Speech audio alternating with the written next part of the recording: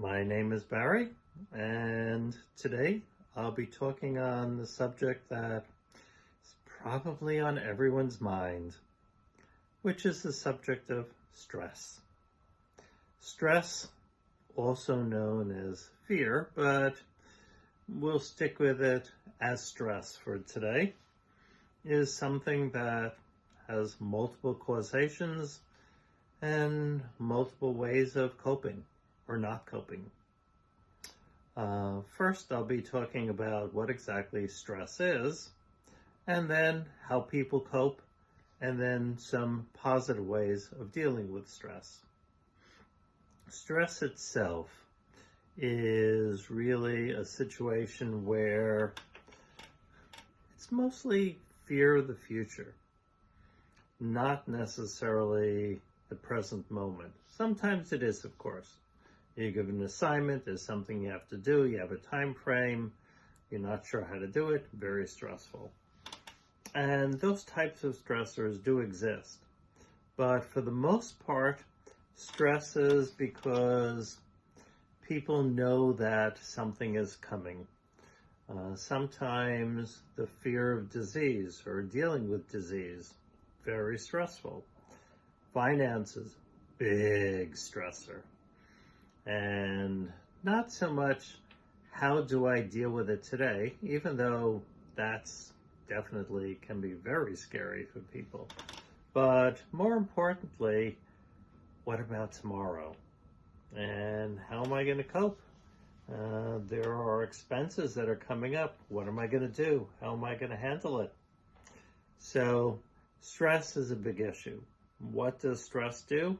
Well, it attacks the adrenals. The adrenals release cortisol, which is a stress hormone. It can trigger the fight or flight mechanism, which basically means you're prepared to stay and deal with it, or you want to run away. Stress affects so many aspects. It can hit digestive system, which is very common for people. It can cause heart arrhythmia if going on for a long time, definitely what's called palpitations or rapid heartbeat. It can raise blood pressure. It makes the mind muddled so that you can't really think clearly. Stress has just so many effects on the body. It's really hard to just compile a complete list. It's a long list. So that's pretty much what stress is. Stress is saying, oh my God, I'm scared, I don't know how to deal with this in the present, and I'm scared, I don't know how I'm going to handle the future. Okay, so what do people do when they get stressed? Lots of the traditional coping mechanisms. Some people overeat. Some people engage in drugs, or they try to run away into flights of fancy. Some people watch a lot of television or engage in sports, spend time on the computer or gaming. There are probably as many coping mechanisms for stress as there are aspects of the being that get stressed. Stress is a really broad category and not a particularly helpful one. So when one has this level of stress, what is one to do? You know, there are two kinds of stress. There's stress, which is primarily mental or psychological, and then there's stress in the real world. The mental or psychological stress, well, it's more pernicious, but it's also easier to deal with because that type of stress, you can go and stop and take a look at yourself and say, okay, I'm really nervous about this, I'm scared, I don't know, but a lot of it may not necessarily have a foundation in reality. These stresses may be projecting into the future, rather than necessarily what's really going to happen. So there's a degree of reality testing that has to come into the picture.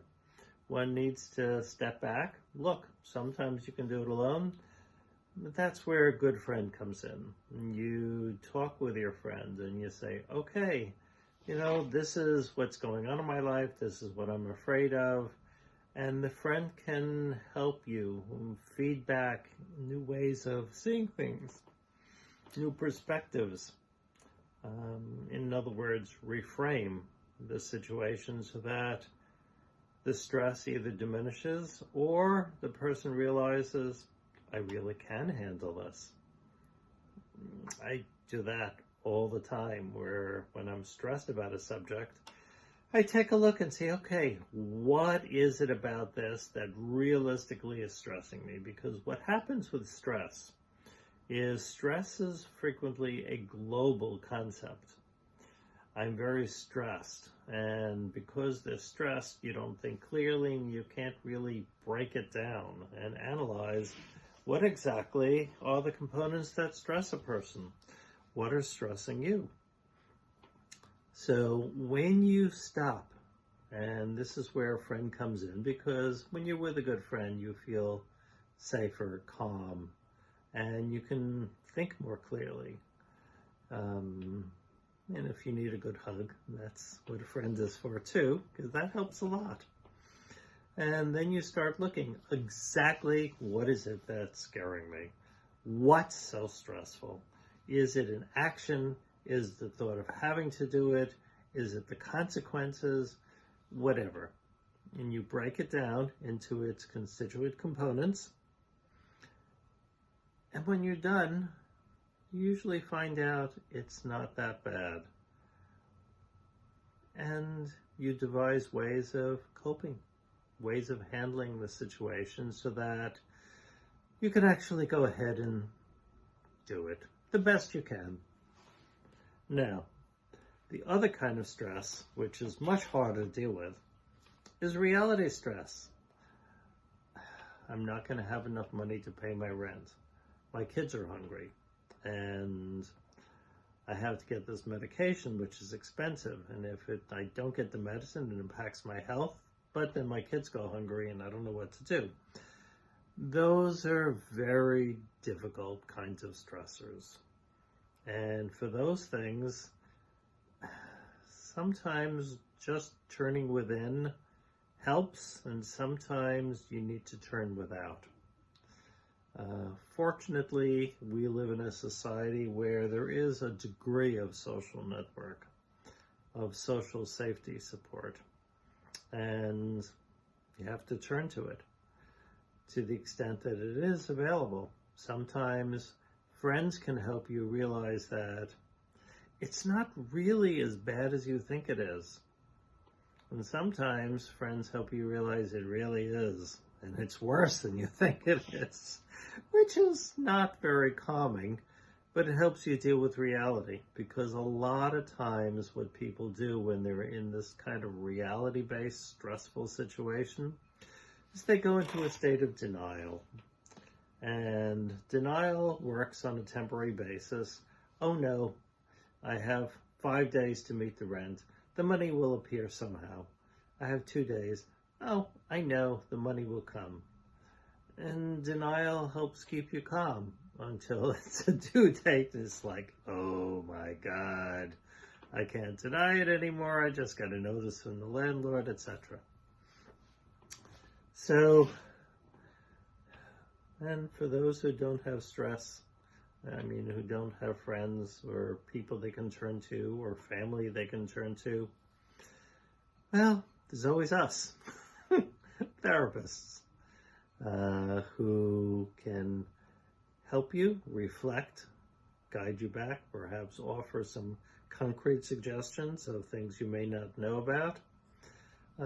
There's a lot of social service agencies and charities and organizations. And sometimes a good case manager can help you access things you never knew existed. There are so many social service organizations out there, at least in New York. Other places may not have as many. New York is fairly rich in services, but there's help to a certain degree everywhere. Churches are a great source of help. Some more than others, but basically they have food banks, they have charity programs, they have shelters. There's a lot, but this is, again, concrete stress. Now, for stress in general, you don't really want it weighing you down. You don't want it to the point where your mind goes blank, and your heart's racing, you get yourself sick. So, whether it's psychological or externally caused, having a stress reaction is just not facilitative. What does work is to try to calm yourself down. You want to think as clearly as possible. You want yourself to have access to resources, and you really want to be in as positive a mindset as possible. Because one of the things that happens is when you're in a very negative mindset, you see negatives all around you, and like attracts like. When you're feeling very negative, you attract negatives. That's not very helpful. That does not assist you in getting out of your situation. So if you can maintain a positive framework, be optimistic, but still reality-based, that will definitely help. And the other thing that I would highly recommend is after you've exhausted all of your support system, just go within and sit quietly and talk to yourself, reflect, say, okay, this is really bad. What can I do? Is there some negotiation that I can get involved in? Is there something I can do to get myself out of this situation? Not always, but many times you will actually find that when you're calm and when you're thinking better, resources do appear. And it's amazing how much inner resources people carry. And we're not even aware until we're in what's considered to be a crisis situation. And a crisis is just stress on steroids. In a crisis, it's like immediate. I must deal with it right now. Well, sometimes you do. But many times people just build themselves up into a panic. And then they can even have an anxiety attack. They can end up in the hospital, which doesn't really help very much, but it is a side effect and a consequence of a very high degree of stress. So my recommendation is, to the best that you can, try to calm yourself down. Try to really do some inner exploratory work and think, okay, this is where I am. First, is my situation, my life circumstance, really as bad as I think it is? Well, sometimes it's yes, sometimes it's no. But the answer is no. You've just relieved a big chunk of stress. If the answer is yes, then you get down to problem solving. And is it something that needs to be solved from an external source? Or can you solve it by going within and changing your way of viewing? Either way, when you calm yourself down, you start gaining access to some of your inner resources. And everybody has it to a certain extent. Some, it's genetic, hereditary, circumstances, environment, learning, whatever. Some have more than others. Some believe they have more than others, which is a major factor. because some people have a belief system that says no matter what happens, I'll be okay, I'll get through it. Other people have a belief system that says I'm weak, I'm fragile, I'm vulnerable, and when crisis hits, they just collapse. You don't want to collapse. That doesn't help at all. So my recommendation, and what I do with people, is when they come, well, if it's psychological, that's easier for me. I help people get in touch with what's really going on, to define the reality versus the projection, and to help them access inner resources and their own ways of dealing and handling situations. If, on the other hand, it's external, well, one can always cope with an external trauma. One has to be flexible. You can't be rigid, because if you're rigid in a crisis, I'll give you the analogy of trees. You know, the old thing, the big strong oak and the palm that sways when a hurricane hits, and the oak fights it, and then it breaks and it cracks. And, well, no more oak. The palm tree can bend, and it can go almost down to the ground. It's not strong, but it's flexible. And when the storm is over, there it is, standing up straight. Same thing with people. I hope this has been helpful to you, both in understanding stress and ways of dealing with it. If you need more help or have comments, questions, please feel free to write me, make comments, or if you want my help, I'd be glad to set up a time to talk with you. Thank you. Goodbye. Till the next time.